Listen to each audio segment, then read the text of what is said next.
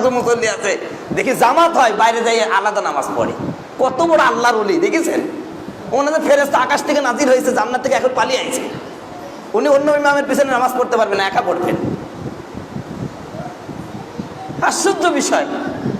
অথচ রাসূলুল্লাহ বলতেছেন যদি ফাসিক ব্যক্তি ইমাম হয় তারপরে তোমাকে জামাতে নামাজ পড়তে হবে। এটা আমার কথা নয়, রাসূলুল্লাহর হাদিস। আমি আপনাকে শোনাচ্ছি, যারা এই কাজ করেন সাবধান হয়ে যান। আল্লাহ রসুল কি বলতে দেখেন, নবীজি সাহাবী হযরত মিহজান রাদিয়াল্লাহু তাআলা আনহু রাসূলুল্লাহর সাথে একসাথে আছেন। তো আল্লাহ রসুল নামাজের টাইম হলো, বিশ্বনবী মুহাম্মদ রাসূলুল্লাহ সাল্লাল্লাহু আলাইহি ওয়াসাল্লাম এগিয়ে গেলেন, ওযু করলেন, নামাজ পড়লেন। কিন্তু হযরত মিহজান রাদিয়াল্লাহু তাআলা আনহু তিনি রাসূলুল্লাহর সাথে নামাজ পড়লেন না। আল্লাহ রসুল নামাজ শেষ করে হযরত মিহজান রাদিয়াল্লাহু তাআলা আনহুকে বলছেন, তুমি কি মুসলমান নও? ভালো করে জিনিসটা জানেন কিন্তু কে বলছেন? আল্লাহ রসুলের সাথে সাহাবী নামাজ পড়ে নাই। আল্লাহ রসুল বলছেন তুমি কি মুসলমান নও? সাহাবী বলছে, হুজুর কেন আমি মুসলমান হব না? আমি তো আপনার সাথেই আছি। তা আমি নামাজ পড়লাম, তো আমার সাথে নামাজ পড়লাম না কেন? হুজুর আমি তো বাড়িতে পড়েছি। আল্লাহ রসুলকে জবাব দিচ্ছে, হুজুর আমি তো বাড়িতে পড়েছি। আল্লাহ রসুল বলছেন বাড়িতে পড়লো, তুমি যখন জামাতে দেখবা তাহলে সেখানে শরীক হয়ে যাও। তাহলে আল্লাহ রসুল কি বলছেন? শুধু জামাতে নামাজ পড়ে নাই, তাই সাহাবীকে বলছেন তুমি কি মুসলমান নও? তাহলে আপনি কোন সাহসে জামাত কায়েম হয় আপনি পিছনে নামাজ পড়েন একা একা? আপনি কি রাসূলুল্লাহর চেয়ে বেশি বড় বুজুর্গ হয়ে গেছেন নাকি? বেশি জানেন নাকি? আর কোন ইমাম ফতোয়া দিল আপনাকে যে জামাত চলাকালীন আলাদা জামাত করতে হবে, আলাদা নামাজ পড়তে হবে? আমি আশ্চর্য হয়ে যাই। পড়াশোনা নাই, জ্ঞান নাই, কিছু নেই, জাতা মাতা জামুন তাই করতেছেন। এটা ইসলাম না ভাই। ইসলাম জানতে হবে আপনাকে। রাগ করছেন ভাই আমার কথায়? আপনাকে আমাকে কিছু বলবেন না, আমি শুধু অনুবাদ। আপনারা বেহেশতি গাওহার বাংলায় আছে, এই বেহেশতি গাওহারটা আপনি পিডিএফ নামাতে পারবেন। গুগলে যাবে পিডিএফ বেহেশতি গাওহার, কি বলবেন? বেহেশতি গাওহার বলে পিডিএফ, এই বইটা নামাই নেবেন। নামাই নিয়ে জামাতের গুরুত্ব ফজিলত অধ্যায়টা পড়বেন। রাসূলের হাদিসটা আছে কিনা দেখবেন। আল্লাহ রাসূল জামাত সম্পর্কে কি বলেছেন। যারা জামাতে নামাজ পড়েন না তাদেরকে মুসলমানই তিনি বলছেন না। এই জন্য উলামায়ে কেরাম বলেন, ইমাম আবু হানিফা রাহমাতুল্লাহির ফতোয়া হলো কোন ফাসিক ব্যক্তি যদি ইমাম হয় তারপরও তোমাকে তার ইমামতিতে নামাজ পড়তে হবে। কথা কি বুঝাতে পারলাম? সুতরাং এই ভুলটা করবেন না। এটা অত্যাধিক ঘৃণিত কাজ। উম্মতের মাঝে, সমাজের মধ্যে ফাটল ধরানোর চেষ্টা করছেন। আপনাদের কাছে অনুরোধ, আমার কথাই কষ্ট পাবেন না।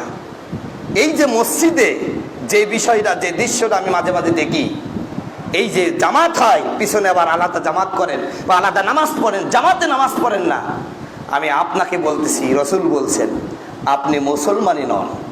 কারণ রসুল প্রশ্ন করেছেন, রসুলের সাহাবী একসাথে বসা, সাহাবী বলছেন হুজুর আমি তো আপনার পিছনেই বসা, তাহলে আমি মুসলমান নন কেন? কয় তুমি তো যদি মুসলমান হতে তাহলে আমার সাথে নামাজ পড়তে। আল্লাহ রসুলকে তখন বললেন হুজুর আমি তো বাড়িতে পড়ে এসেছি। কয় তুমি বাড়িতে পড়লো, যখন দেখবো জামাত হচ্ছে তুমি দাঁড়িয়ে যাও। এই জন্য মাসলা হলো, কেউ যদি বাড়িতে নামাজ পড়ে আসে একাকী, অথবা একাকী যদি মসজিদে নামাজ পড়ে, পরে দেখছে যে জামাত শুরু হয়ে গেছে, তাহলে তার জন্য আবার ওই নামাজটাই জামাতে পড়া যায় যাচ্ছে। কথা বলছেন? জামাতের এমন গুরুত্ব। আল্লাহ পাক বলছেন অরকাউ মা রাকিন, তোমরা রুকুকারীদের সাথে রুকু করো, রুকুকারীদের সাথে। শুধু ইমাম আবু হানিফা রাহমাতুল্লাহ জামাতকে সুন্নাতে মুআক্কাদা বলেছেন, আর পৃথিবীতে যত ইমাম আছে সকল ইমামের নিকটে জামাতে নামাজ পড়া ওয়াজিব। কথা বুঝতে পারছেন? সুতরাং ওয়াজিব তরক করবেন জেনে শুনে, এটা নিশ্চয় অন্তরটা ভালো না, ফিতনা ফাসাদ সৃষ্টি করার চেষ্টা করছেন। এই কাজগুলো আল্লাহর রহমতে করবেন না, আল্লাহর রাস্তায় করবেন না। যদি ইমাম ভালো না হয়, মুয়াজ্জিন ভালো না হয়, বাদ দিতেন। কি সমস্যা? বাদ দিলে কি সমস্যা আছে নাকি? কিন্তু এই ফিতনা কেন করবেন? আপনি যখন এখানে জামাত হচ্ছে আলাদা পড়তেছেন, তখন বোঝা যাচ্ছে আপনি সবচেয়ে বড় জাননেওয়ালা, আপনি সবচেয়ে বড় আল্লাহওয়ালা। আপনার চরিত্রে কোনো সমস্যা নাই, সব চরিত্রের সমস্যা খালি ইমামের আর মুয়াজ্জিনের। কথা বলুন ঠিক কিনা? এই জন্য এই বিষয়গুলো উপলব্ধি করতে হবে। আল্লাহ রসুল কি বলছেন এগুলো জানবেন। আমি তো এই জন্য বলি পড়াশোনা করেন। আল্লাহ পাক সর্বপ্রথম যে আয়াতটা নাজিল করলেন কোরআন শরীফের মধ্যে, সর্বপ্রথম আয়াত কি? ইকরা, তুমি পড়ো। পৃথিবীতে অন্য কোনো ধর্মের মধ্যে সর্বপ্রথম পড়ার কথা বলা নাই। যেই ধর্মের মূল কথা হলো, প্রথম কথা হলো ইকরা, তুমি পড়ো, সেই ধর্মের মানুষ আজ পড়ে না, খালি শুনে। অমুকে কি বললো, অমুক হুজুর কি বললো, এটা শুনে, খালি পড়ে না। অথচ পড়া হচ্ছে ফরজ। আপনি যখন নামাজ পড়বেন, নামাজের মাসলা মাসাইল যতটুকু শিখলে আপনার নামাজটা শুদ্ধ হবে, এই পরিমাণ এলেম শিক্ষা করা কি ফরজ? আরো জোরে বলেন, ফরজ। আপনি যখন ব্যবসা করতে যাবেন, ব্যবসার মধ্যে ইসলামের বিধান কি, অতটুকু এলেম শিক্ষা করা ফরজ। তবে সবাইকে মাওলানা মুফতি হওয়া ফরজ না। কথা বুঝাতে পারলাম? আমার বন্ধুগণ, আমার ভাইরা, এই বিষয়টা লক্ষ্য রাখবেন। আলেমদের সাথে হিংসা করে, আলেমদের সাথে এই মনোমালিন্য করে, এতে কোনো আলেমদের কোনো ক্ষতি হবে না, কারণ আলেমদের ডিগ্রি দিয়েছেন আল্লাহ। গতকালকে একজন বক্তব্য দিচ্ছেন, ইদুল্লু বিহি কাসিরা ওয়া হাদিবি কাসিরা ওয়া মা ইদুল্লু বিহি লাল ফাসিকিন। এতে তাফসীর করছেন একজন, নাম নেব না, নাম নিলে চিনে যাবেন। তিনি বলতেছেন আল্লাহ এই কোরআন দিয়ে অনেক মানুষকে বিভ্রান্ত করেন, অনেক মানুষকে হেদায়েত দান করেন, আর ফাসিকদেরকে ছাড়া হেদায়েত কাউকে দান করে, মানে ফাসিকরা ছাড়া কাউকে আল্লাহ পাক পথভ্রষ্ট করেন না। এই আয়াতের দলিল দিয়ে তিনি বলতেছেন বর্তমান উলামায়ে কেরাম সব ফাসিক। ফাসিক কি? ওই যে আল্লামা মামুনুল হকের যে রিসোর্টের যে কাণ্ড, আল্লামা মামুনুল হক বললেন যে এটা আমার স্ত্রী, তিনি আল্লাহর নামে কসম করে বললেন। আমার বন্ধুগণ, ইসলামের মাসলা হলো, আপনি মনে করেন স্বামী স্ত্রী মারামারি করছেন, এখন স্ত্রী বলছে আমার স্বামী আমারে তালাক দিয়েছে, স্বামী বলছে আমি তালাক দেই নাই। এখন দুইজনের বক্তব্য লিখতে হবে, লেখার পরে যার কথাটা মজবুত হবে সে অনুযায়ী ফতোয়া হয়। কথা বলো ঠিক কিনা? তে মামুনুল হক বললো যে আল্লাহর নামে কসম করে বলি এটা আমার বউ। আর কসম হচ্ছে ইসলামের অত্যাধিক গুরুত্বপূর্ণ একটি বিষয়। কেউ যদি কসম কেটে কসম ভাঙে তাহলে 3টা রোজা রাখা লাগে। কয়টা? 3টা রোজা রাখা লাগে। এত কঠিন বিষয়। তো কেউ কসম করলে তাকে বিশ্বাস অবশ্যই করতে হবে। তো উনি বললেন আমার স্ত্রী, আলেমরা ফতোয়া দিলেন যে আমরা মামুনুল হকের বক্তব্যে সন্তুষ্ট। তা আমার দেশের কিছু মানুষের সহ্য হয় নাই, কয় এইরকম একটা কাজ করলো, কাগজপাতি নাই। আরে ভাই, শরীয়তে বিবাহের জন্য কাগজপাতি শর্ত না তো? কাগজপাতি শর্ত। দুইজন সাবালক পুরুষের সামনে ছেলে আর মেয়ে কবুল বললে বিয়ে হয়ে যায়। কথা বলছে না কেন? এই জন্য আলেমরা নাকি ফাঁসে। তা আমি গতকালকে একটি ভিডিও বলছিলাম যে এই কারণে যদি আলেমরা ফাসিক হয়, তাহলে আল্লাহ পাক বলেন ওমাল্লাম ইয়াহকুম বিমা আনজালাল্লাহু ফাউলাইকা হুমুল কাফিরুন। যারা আল্লাহর হুকুম অনুযায়ী বিচার কার্য চালায় না, রাষ্ট্র চালায় না, সমাজ চালায় না, পরিবার চালায় না, তারা তো কাফির।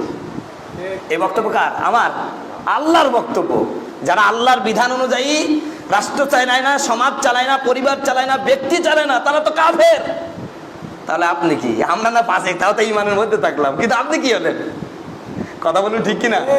আমার ভাইয়েরা, আলেমদের যতই দুর্নাম করেন, আলেমদের ডিগ্রি আল্লাহ কি বলছেন শুনুন, ইন্নামা ইয়াখশাল্লাহা মিন ইবাদিহিল উলামা।